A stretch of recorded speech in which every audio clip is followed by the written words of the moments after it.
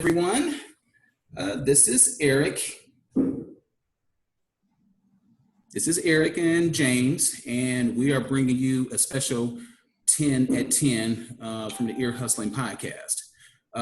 Today is a very special episode. We're not really going to get into the usual back and forth between James and I. James has a very important story to tell.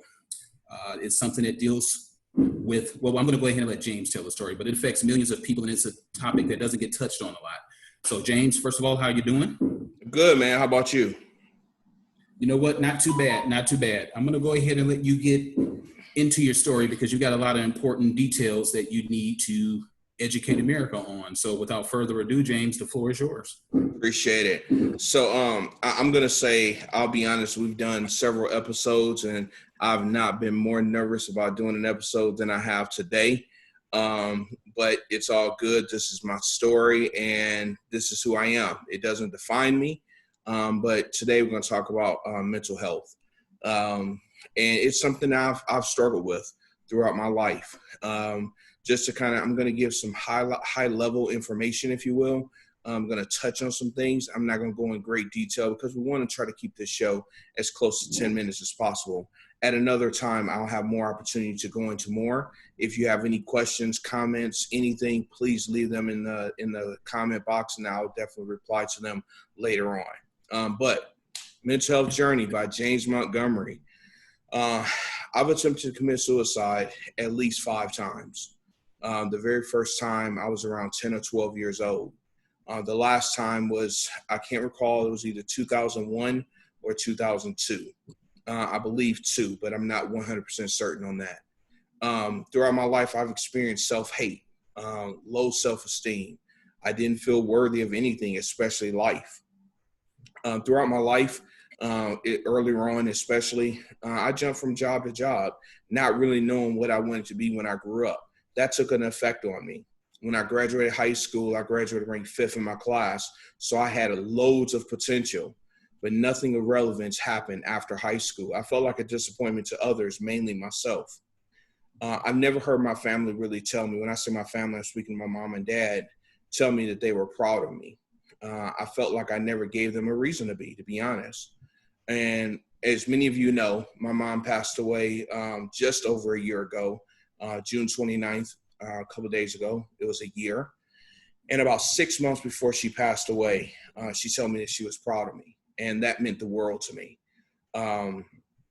Overall in life, I've questioned my worth, and it's been an ongoing struggle. Just kind of in closing, just once again, high level stuff. Eric, I want to give you some time to ask questions. I've noticed that I've really sought worth from other people instead of internally.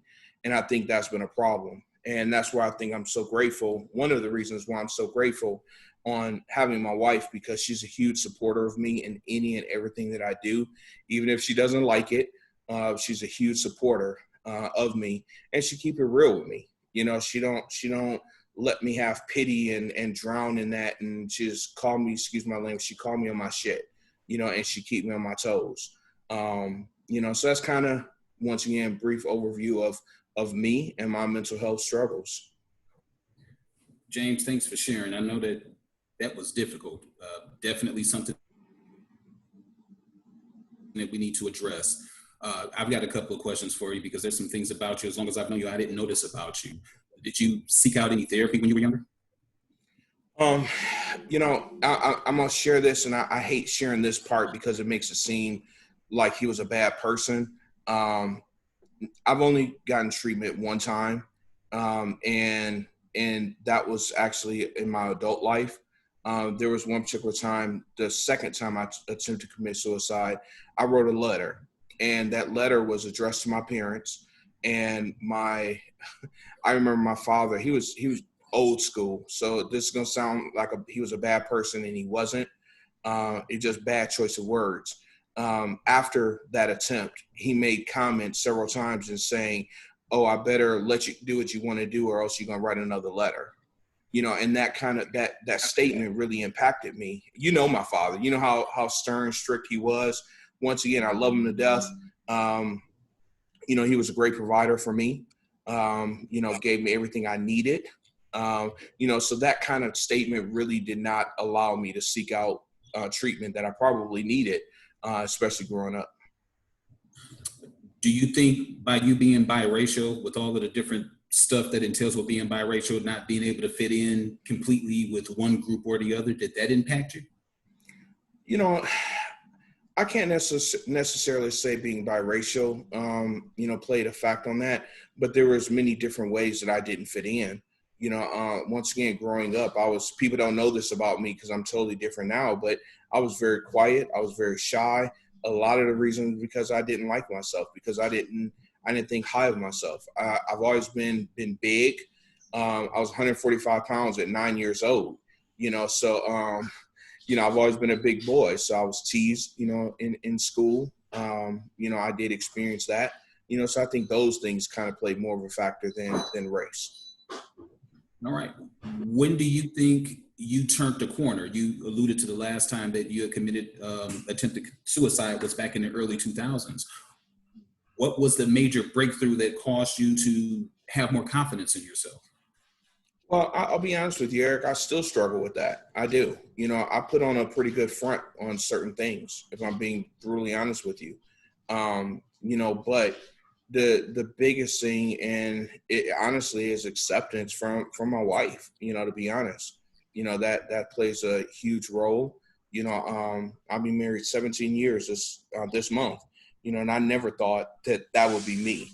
I never thought that I would be worthy to have a lifelong mate. Once again, I just didn't think that was in my cards. All right. Well, you do you have a loose affiliation with the suicide prevention hotline or the Facebook page? Yeah, I'm a part of the group there, and I see a lot of people, making suicidal statements, all the time. Sometimes I believe, to be honest with you, that it's a cry out for help. Sometimes I believe that there are serious threats on a person's life.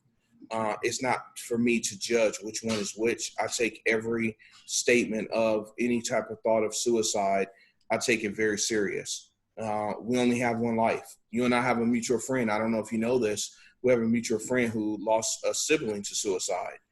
So I see the personal effects that it have on people. And I think that's the thing that we really don't think about when we are suicidal. We don't think about the effects that it's going to have on our loved ones if we're successful. We're just thinking about ourselves and how bad we have it in that moment. You're right. We've got a couple of minutes left to go if we want to stick with our 10-minute time frame. So I'm going to go ahead and let you close it. But the one thing that I can say is that I am very, very happy that you were not successful at any of those attempts. Because like you said, the impact, one of my best friends, if something like that would have happened, because we did know each other. I think in that time, we probably weren't talking a lot then. But, let me tell you, you're not alone. Obviously you've got your wife. You obviously have me.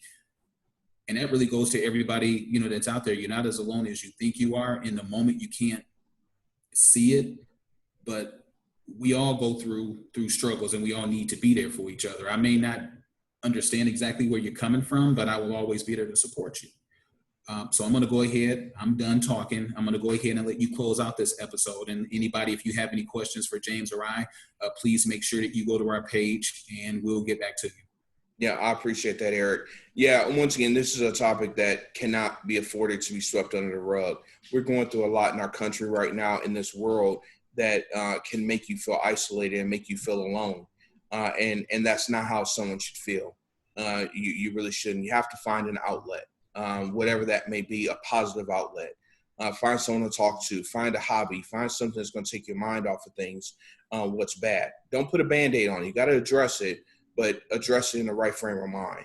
But I appreciate the opportunity to tell my brief story. I look forward to going in details with our listeners who may have questions, as well as later on if we do a segment on or a show on me.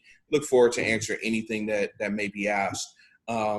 Monday, tune in, guys. Monday, we're having a panel discussion with individuals, much like myself, who deal with mental health struggles. We all have different journeys in life. So tune in on Monday, 7 p.m. Eastern time, Facebook Live right here. please do. It's going to be a great show. I really do believe. But Eric, thank you for your everything, man. Thanks for your friendship. Thanks for being here. Thanks for asking me some questions, and thanks for taking the interest and giving me an opportunity to tell my story. No problem. And hey, you normally say this, but I think I'll take a crack at it. This is from Get it right. mouths to your ears. This is from our mouths to your ears. And thank you for attending this episode of EHP 10 at 10. Thank you and stay safe, America. Peace.